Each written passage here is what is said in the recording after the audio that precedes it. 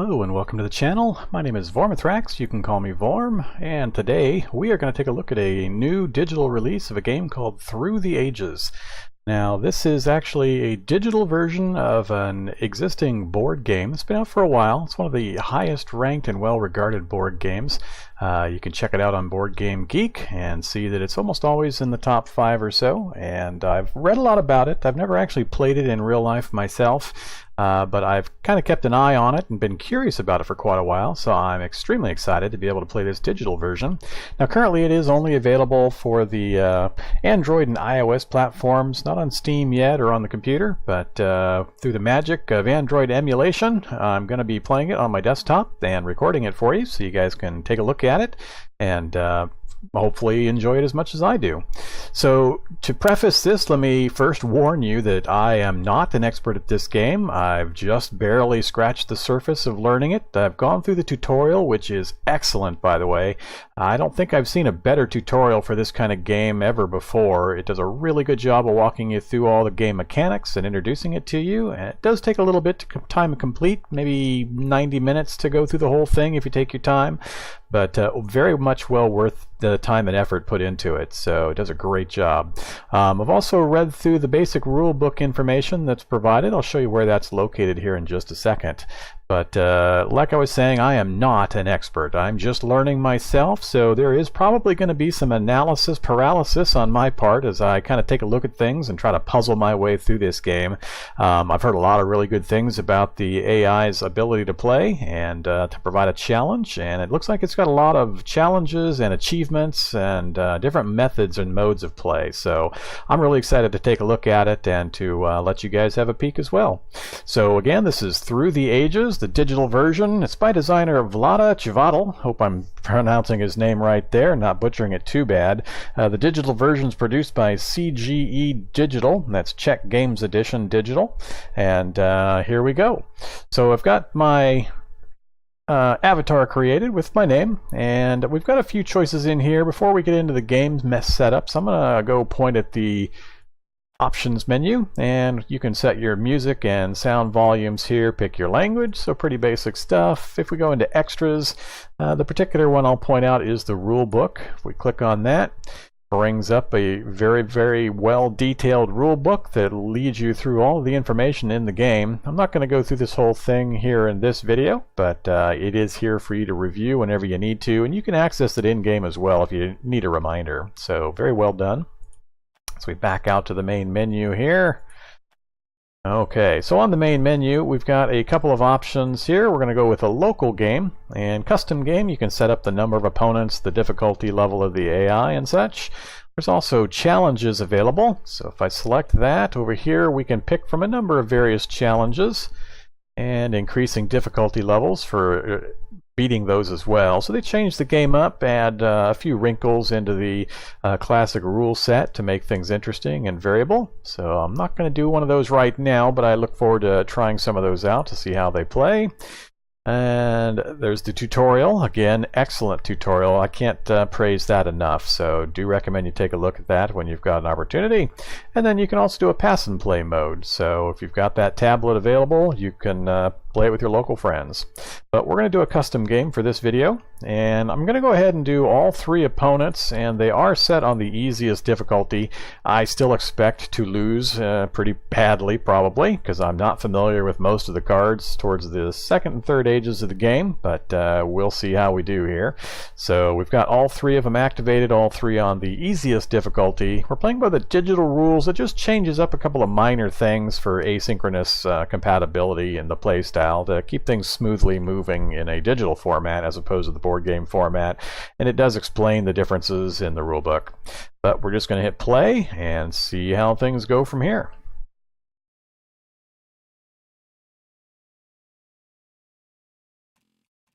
Okay, so initially it's going to draw a set of cards from the ages. I'm not going to go into too much depth on the actual rules and mechanics because I just don't know them well enough. I'll mention the ones I'm pretty confident about here and there, but I may be wrong in some of them, so go easy on me if I do happen to make a mistake in an explanation. It is somewhat new to me as well. But we've got a set of cards across the top that we'll be able to pick from. They've got varying costs. They cost action points, and you can see how many action points we have down here. We have civil actions and military actions that are going to be available to us. The first group costs 1 point, the middle group costs 2, and the later group costs 3 of the civil action points in order to draw those into your hand. So right now it says use your 1 civil action to take cards. So it looks like we got randomly placed. We're player number 1 in the sequence. Let's see, I think we've got a few choices here. We can only pick from this first grouping with our single point. So the 2 green cards are leader cards that we can pick from and then put them in charge of our civilization. And the 3 yellow cards are going to generally be a benefit of some kind. So this allows us to build or upgrade an urban building and pay 1 resource less than it would normally cost. Engineering Genius, build 1 stage of a wonder, pay 2 resources less. And finally, Rich Land, build or upgrade a mine or farm and pay 1 less. So we can also pick from these leader cards. I'm not going to read through the whole thing. You can pause and read through it if you'd like. We've got an opportunity for Homer and Julius Caesar. I'm not really excited about either one of them, honestly. On your turn, you have an extra 1 resource for building and upgrading military units. When you replace Homer, you may slide this card under one of your completed wonders to give it an extra 1 happy face. If you do, you do not get that civil action back. Alright. Well, let's see. I've only got 1 choice. I think that's for urban. That's for mines and farms. I think I'll take the Rich Land card. And we'll hit end turn. You'll see it was pulsing there because the game knew I didn't have any other options. So it's moving to the red turn. He's doing something similar to me. And the following players have more points to spend. We got the first opportunity to pick, so it lets the following players in the initial starting phase, they get a little more points because they have to pick after the rest of us. Alright, so now we're in the first part of the actual gameplay. And we're at play your civil and military actions. So I've got 4 civil and 2 military actions to work with. This is our pool of land or workers. It's got a few ways you can think about it. This allows us to spend 2 food points, of which I've currently got 2, to build another worker that I can deploy to these various locations. So the object of the game in general is to lead your civilization through the ages, and once you have completed the game, the player with the highest culture is actually the winner. So it's not whoever's the highest military or the highest tech or anything else. It's the highest culture wins. Now, having a high military or high tech will aid you in trying to get culture through various methods, but just realize that is the #1 most important thing by the end of the game. And the way we're going to do this is right now, most of the cards are in what's called the Antiquity Age. They have this little A symbol at the top. So that's where it starts. And then we've got the First Age deck that is now ready for use. As cards get removed from this list, they're going to get pulled from this deck and shuffled in. Once the First Age deck is exhausted, the Second Age will begin. Then there will be a Third Age following that. When that deck exhausts, there will be a Fourth Age, but it's really just kind of a bookkeeping end of game age. It just finishes out a few cards that may be remaining in play for scoring purposes, allows everybody 1 last turn to finish getting as many points as they can, and then that finishes it. After the Fourth Age, it will tally up everybody's points, and whoever has the most culture is the winner. So what we're doing here is we're going to try to grow our civilization. In the center of the board we have various buildings. These are actually cards in the physical board game, and if I click anywhere in this middle section you'll see what I mean. So we have an agriculture card, a resources card, a philosophy or research card, and then religion, which provides happiness and culture. You can see down at the bottom what each card provides you. So the benefit for having any workers on the agriculture card is that it provides food. And these little yellow blips are our workers. So we have 2 blips, we're going to get 2 food. Again, 2 blips in our mines are going to produce 2 resources. 1 guy on our philosophy card is going to generate 1 science point. And we don't have any people or workers on our religion building at the moment, but should we put anybody there, we'll get 1 culture and 1 happiness. Alright, so again, these are graphical representations of the card, and you can actually see how many workers are in each location by the yellow coloring. So you can see there are two little yellow dots here, so that means there's 2 workers. 2 here is 2 workers on this page, and the yellow banner is how it works for the military troops. If I click on the military, you can see I have a little warrior card, and for each worker that we have on the warriors card, we get 1 military point. Alright, the other thing that's involved in these cards right here is how much it costs to deploy a worker to this space, to build a farm or build a mine and so on. So if I wanted to move this worker to this card, it's going to cost me 1 civil action plus 2 of my resource points, and then it will deploy the worker and I'll get an additional input next turn. That's what this represents here. I have 2 in my stockpile, and with my current deployment of workers, I'm going to gain 2 additional when I hit my production phase. Same thing here, and we have no production for our culture right now. Alright, so what are we going to do? Well, we've got a number of choices and a number of options. First, we've got a rich land choice to build or upgrade a mine or farm and pay 1 less resource. When I clicked this, it then shows me what are the valid options that I can do. So I can either play it to build a farm or play it to build a mine. I'm going to build a mine first. So I clicked on that one, and you can see there are now 3 here. It spent 1 of my action points, and it spent a point of my resources, and it cost 1 less than normal because of the card that I played. Alright, so next thing we can do, we've still got 3 actions that we can do for our civil actions.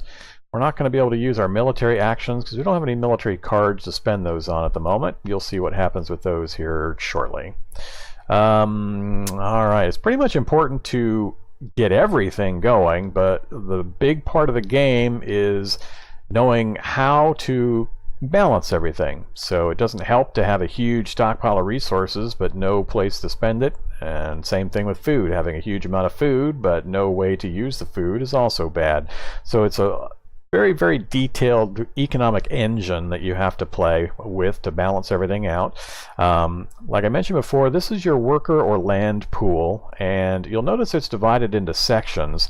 These sections are representative of things you're going to need to pay attention to. It's kind of hard to explain until it happens, but when I remove these 2 workers by spending food points to recruit them to work out in these different locations, as soon as I uncover a section, there's going to be a negative consequence I'm going to have to be able to deal with. So I might need to make them happy, I might have waste that I have to worry about, and so on. So you'll see as play progresses just how that works.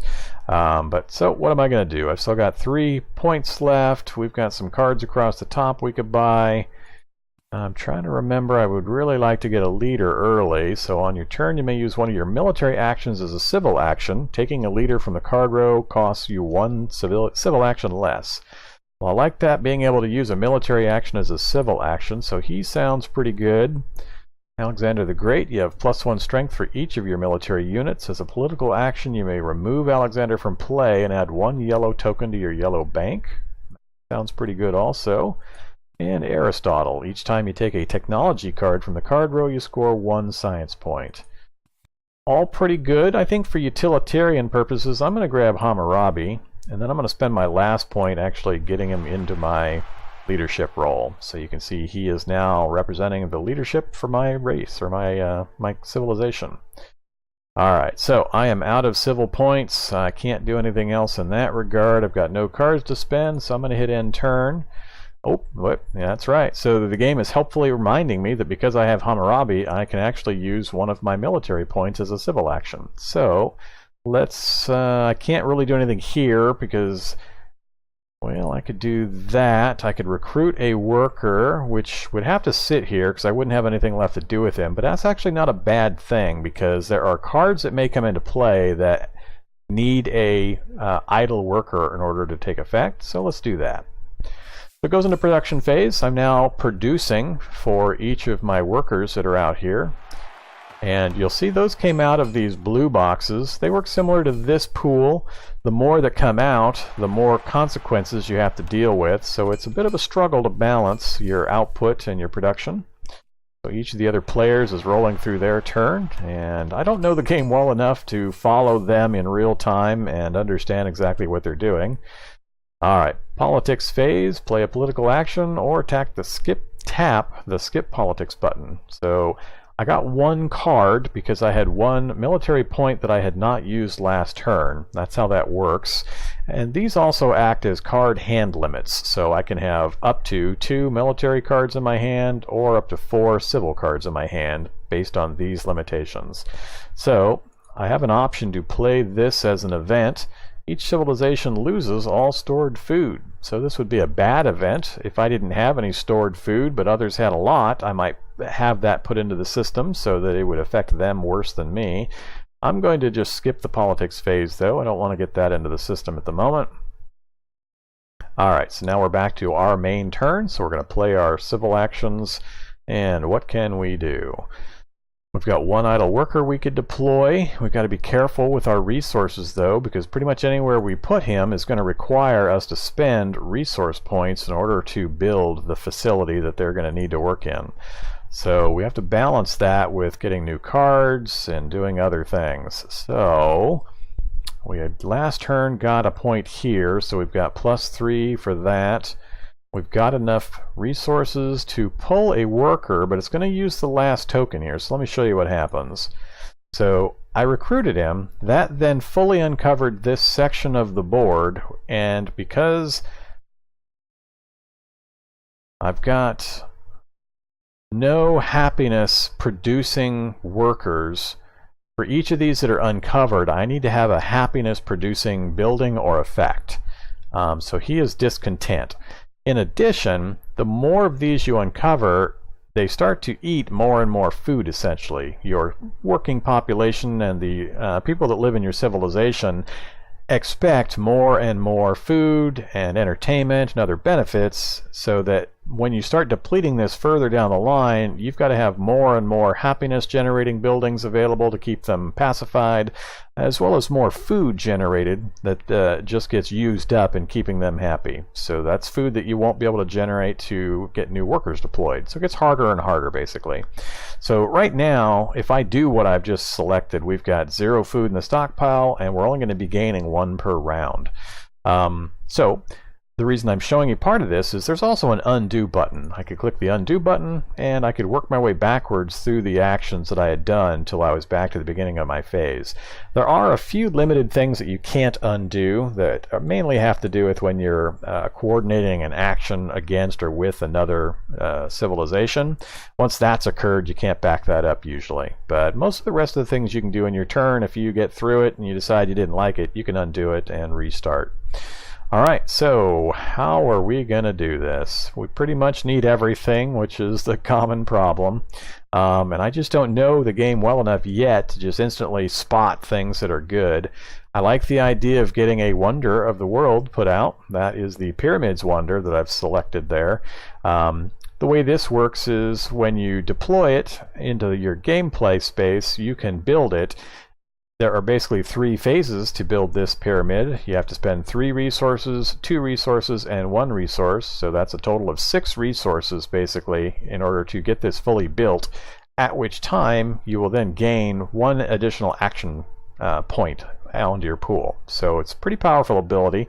I really like the idea behind that. I'm just not 100% sure we're going to be able to do it in time. Got our leader set up. I really need to get just about everything rolling. I think we will do that, though. We're going to pull the Wonder. Notice it didn't go into my hand. Wonders always go directly into play. And you'll see here that it's got 3 phases that it needs to be built from. If I click on that, currently I've got enough raw materials available to build 1 stage of that. So I could go ahead and do that now. It would cost 1 more of my action points plus the 3 raw materials. But we're going to hold off on that for the moment.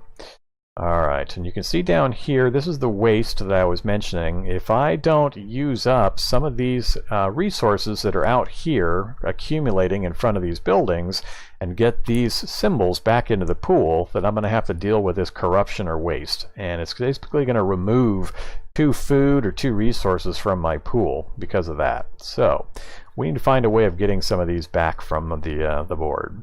So let's take a look again. I still have a worker here I can deploy, and that's going to cost some points depending on where I put him. I think I'm going to put this in the food category.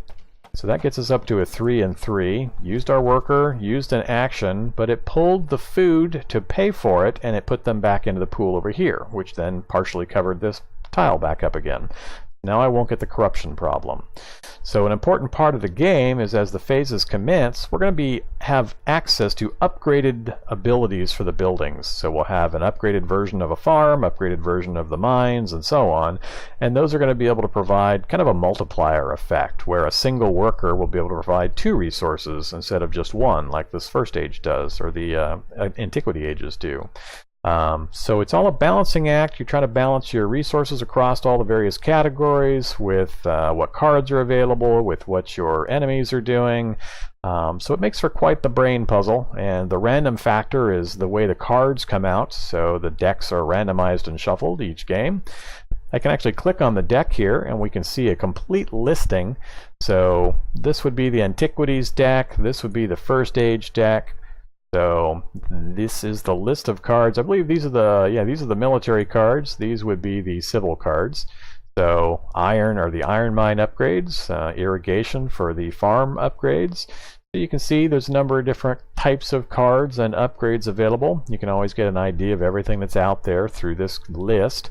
You can also see what's been played, I believe. I haven't experimented with this screen too much, but there's various ways of turning off and on various things to look at the details, but that will help you get an idea of what's coming still.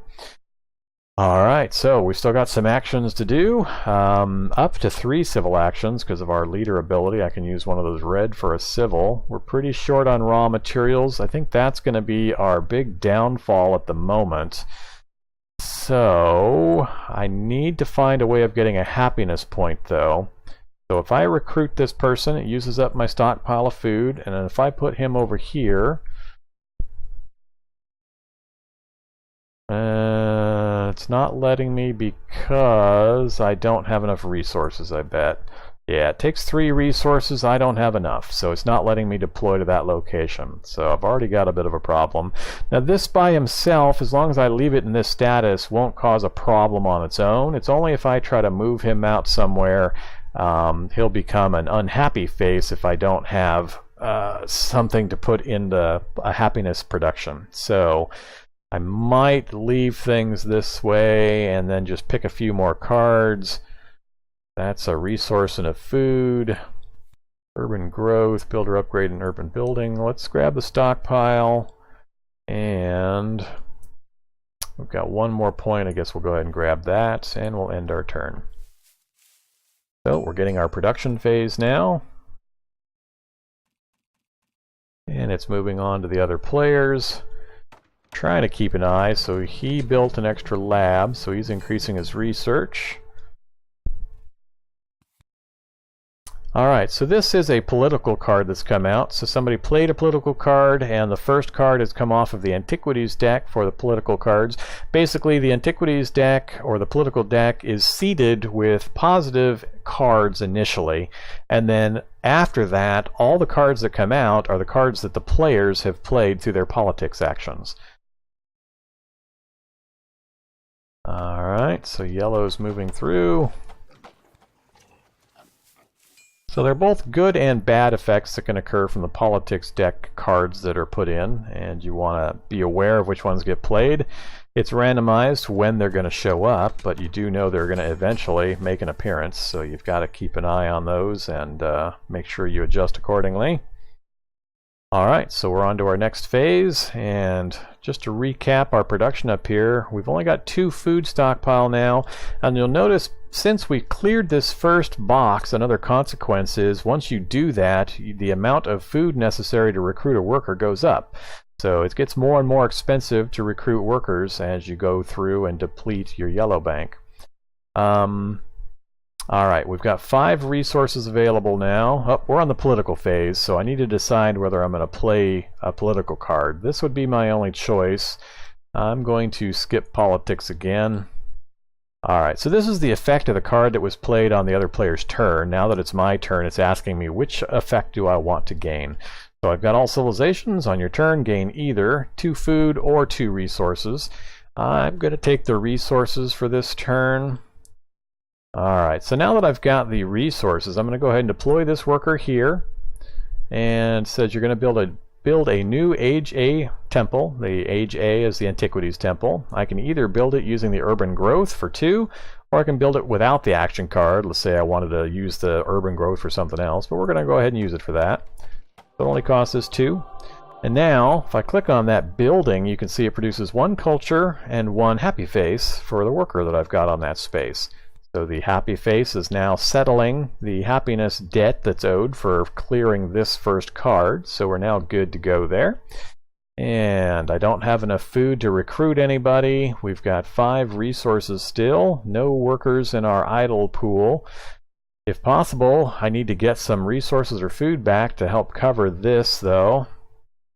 I do have a stockpile card I can play. So let's go ahead and do that. We'll gain 1 food and 1 resource. So we'll say yes to that.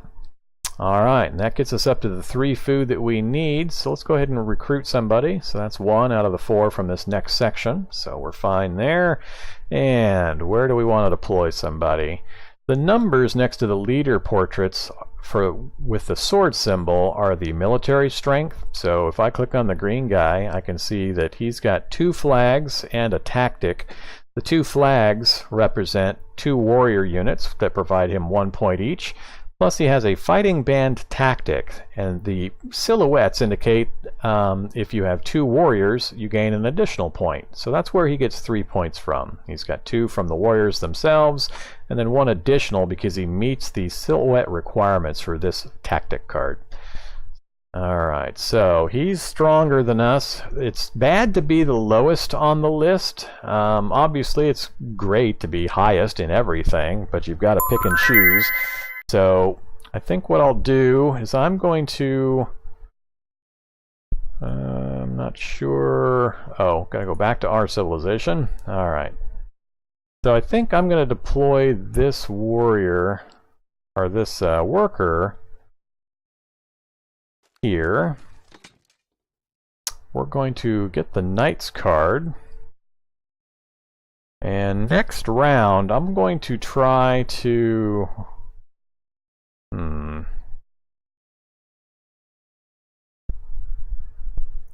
my goal is to get the Knights deployed as a card that we can upgrade our workers to. And then if we use this tactic for a single infantry and a single mounted unit, we get 2 additional points for our combat rating.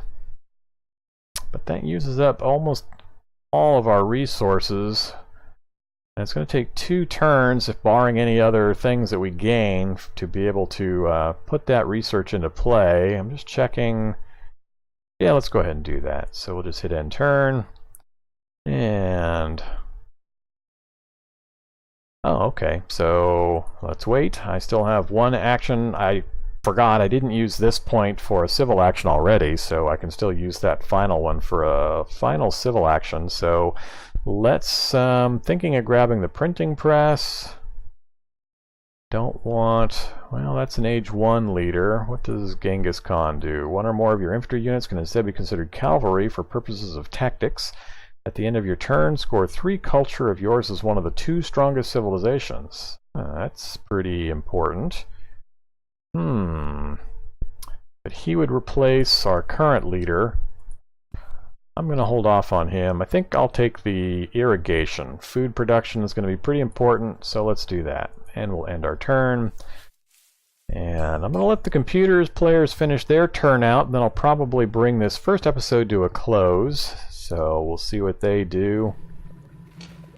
Ooh, Red got an upgraded science facility built.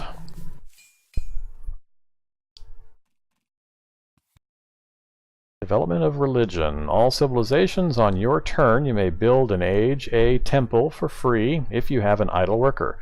So that's where I mentioned before, especially at the beginning of the game with these positive benefit First Age or Antiquity Age political cards, you got to have a worker available in order to take advantage of them. I don't, so I won't get the advantage of that one.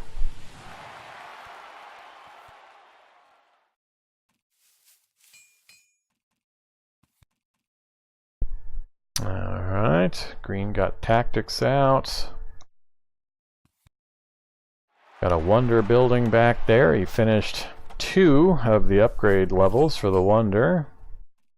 Alright, and it's back to our turn and the politics phase. So it's asking me what I want to do for politics. I think I'm going to go back out to the main menu. It will remember my game status, and I'm going to call the episode finished at that point. We'll continue in the next episode from there. I really hope that you're enjoying this Through the Ages, kind of a tutorial or introduction, and I do plan on continuing through at least to the end of this game, and then I may check out some of the challenges or try some harder difficulties. We'll see just how badly I get trounced here. But thanks for visiting, and have a good day. Bye-bye.